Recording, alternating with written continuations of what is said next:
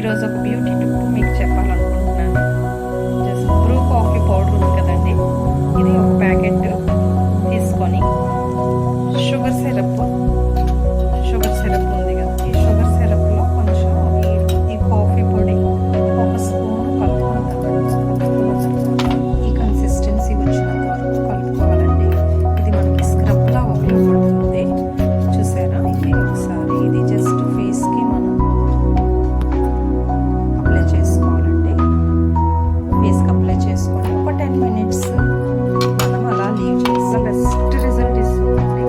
ఒక స్పూన్ రాగి పిండి తీసుకొని అలాగే ఒక స్పూన్ బేసన్ ఫ్లోర్, చిటికెడ పసుపు అండి, చిటికెడ ఎక్కువ పండి వాళ్ళకి వేసుకోండి, కొంతమందికి పసుపు ఎలర్జీ ఉంటుంది.